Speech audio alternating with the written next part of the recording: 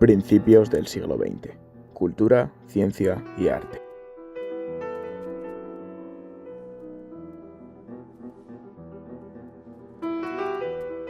Dentro del siglo XX aparecen 4 movimientos con gran repercusión en España: el modernismo, el cubismo, el surrealismo y la pintura de entreguerras. Salvador Dalí es considerado uno de los máximos representantes del surrealismo. También es conocido por sus impactantes y oníricas imágenes surrealistas. Sus habilidades pictóricas se suelen atribuir a la influencia y admiración por el arte renacentista. Joan Miró también es conocido como una figura importante del surrealismo. Reflejó en sus obras su interés en el subconsciente, en lo infantil y en la cultura y tradiciones de Cataluña. Pablo Picasso, a diferencia de los anteriores, no puede ser encuadrado en una lista finita, ya que no solo fue un gran aporte para los principales movimientos modernistas europeos, sino que ciertas vertientes se le atribuyen solo a él, por ejemplo, el protocubismo, el periodo azul y el Minotauro. La escultura sufre en el siglo XX una revolución radical, que levemente se apuntaba ya en algunos escultores desde mediados del siglo anterior. Su evolución, más lenta que la pintura, quizás se debió a la necesidad de encargo de las piezas y a los costosos materiales requeridos, frenando la experimentación. La escultura cobra valor en sí misma, se independiza fuera de un conjunto o ambiente determinado y tiende, igual que la pintura, a la abstracción y al uso de nuevos materiales. Pablo Picasso rompe con la tradición formal e introduce la descomposición geométrica como un nuevo lenguaje en la escultura, que apuntala el desarrollo de la abstracción. También introduce concavidades que sirven para incorporar el vacío como elemento escultórico. Entre 1904 y 1914 realiza esculturas introduciendo nuevos materiales, chapa, alambre, cordeles, que cobran vida propia con su manipulación. Pablo Gargallo es considerado uno de los escultores más importantes e innovadores del siglo XX. Combina paralelamente el clasicismo con la experimentación. Destaca por su trabajo con chapas de hierro, dando lugar a formas cubistas. Julio González es quizá el principal escultor del periodo de entreguerras. Catalán, de familia de orfebres y herreros, familiarizados con la forja y los diseños ornamentales de joyería modernista. Reside en París desde el año 1900, donde realiza dibujos, pinturas, trabajos de orfebrería y escultura en bronce. En 1937 presenta en la Exposición Internacional de París su Montserrat, de tremendo dramatismo, reflejo del dolor de la situación de una España desgarrada por la guerra. Es el primero en utilizar el hierro de forma sistemática. La arquitectura de este periodo se caracteriza por el uso del hormigón armado, que trae nuevas posibilidades. Además, aparece el eclecticismo, es decir, se conjugan distintos estilos en una única obra. En esta época destacan 3 edificios: el edificio Capitol de Madrid, la Casa Milá de Barcelona y la Casa Lis de Salamanca, siendo el arquitecto más importante Antonio Gaudí.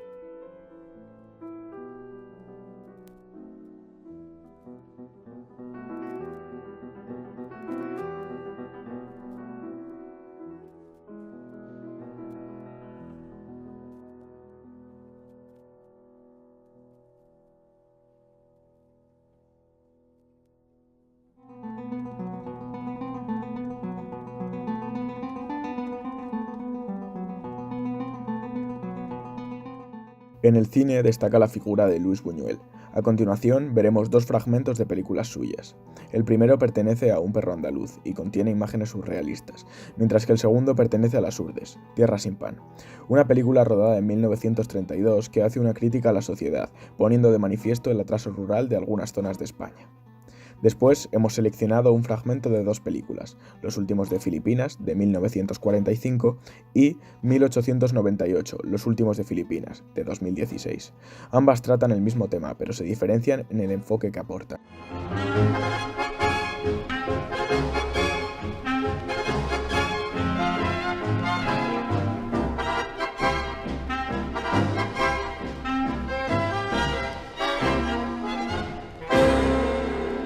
Nos encontramos con este asno con su carga de colmenas que 2 urdanos conducen hacia Salamanca. Más tarde, mientras comíamos, oímos gritos de socorro. Los urdanos habían atado el burro y una colmena se había caído al suelo y al romperse dejó escapar el enjambre. Este atacó al animal que al debatirse dejó caer las otras colmenas, quedando en libertad los insectos y los enjambres de abejas se precipitaron sobre él. 1 hora después, el asno sucumbió a las picaduras.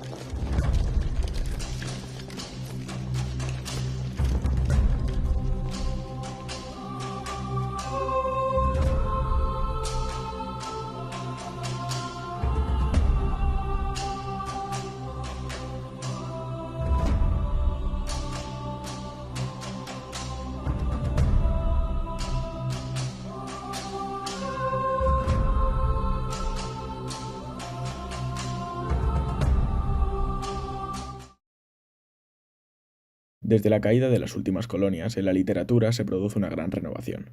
Aparece una tendencia modernista, que se conjuga con Becker, la generación del 98, de carácter crítico, el novecentismo, que mostraba gusto por la ciencia, y la Edad de Plata española, la generación del 27.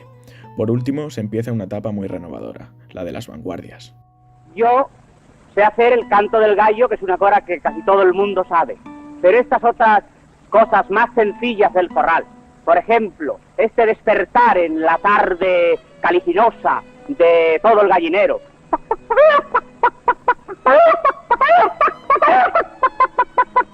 Esta cosa lenta. Esos gritos de locura que brotan de el corral caliente por agosto. Que son alboroto de todo el pueblo, que son la raya con que se señala toda la dimensión del paisaje.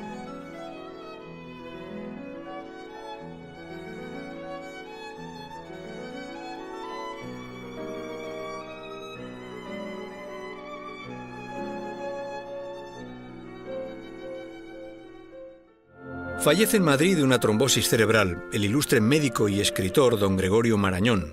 El catedrático de endocrinología y miembro de 5 academias, entre ellas la Real Española de la Lengua, deja escritas 500 monografías y 35 libros. Millares de personas de todas las clases sociales se suman al entierro del doctor Marañón y rinden el postrer homenaje de admiración y cariño a la insigne figura desaparecida.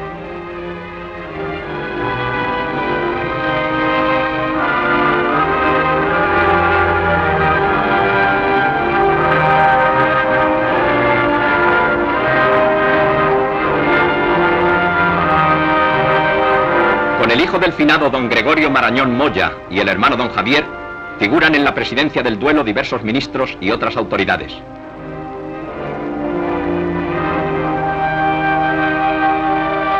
Ante el hospital provincial donde tanto bien hizo, se reza un responso por el alma del gran español, humanista y científico insigne. Tras obtener el Premio Nobel de Medicina y Fisiología en 1906, Ramón y Cajal seguirá utilizando el método de Golgi como herramienta clave a la hora de observar la enorme variedad de morfologías y tamaños de las células neuronales. Definirá la estructura del cerebro, cerebelo, tronco encefálico y médula espinal, clasificando los distintos tipos de neuronas. Profundizará en el estudio de las redes de neuronas sensoriales, en especial las de la retina y los bulbos olfativos. En concreto, describirá los diferentes tipos celulares por los que transita el impulso nervioso, desde la recepción de la sensación luminosa en los fotorreceptores hasta los centros de procesamiento en los ganglios y el cerebro. Posteriormente se dedicará a investigar en profundidad la degeneración del sistema nervioso y la capacidad de las neuronas para regenerarse. Publica sus resultados entre 1913 y 1914. Madrid guió su camino hacia la ciencia, convirtiéndose en uno de los principales físicos de España. Formó parte de conferencias internacionales donde se reunían varios premios Nobel y trajo a nuestro país a Albert Einstein. Puso a España al mismo nivel en investigación física que las demás potencias europeas. De hecho, hay poco, no creo que haya ningún científico de esa época que tuviese las relaciones que tenía él con Einstein, con figuras de la talla de Einstein, de Marie Curie, de Weiss, de Bohr, de Fermi, de Pauli y un largo etcétera de física. El siglo XX en España supone un punto de inflexión en la música, ya que el comienzo de este coincide con el periodo de mayor esplendor musical de Falla y el final de la vida de Albéniz. Además, aparecen nuevos compositores como Turina, Joaquín Rodrigo, Enrique Granados o Eduard Toldrá, que cultivarán música con sonidos tradicionales. A lo largo de este vídeo han sonado Danza Andaluza de Enrique Granados, Asturias de Isaac Albéniz y Soneto de la Rosada de Eduard Toldrá. Y le quería preguntar, ¿a cómo están las ametralladoras? ¿Y si compramos 2? No tenemos, estamos usando un fusil corriente y lo dispara un tartamudo. Claro, pero no es lo mismo, no mata igual. Y tampoco tenemos tanques, usamos un 600 con un enano. Y en lugar de disparar, insulta. Bueno, no mata, pero desmoraliza.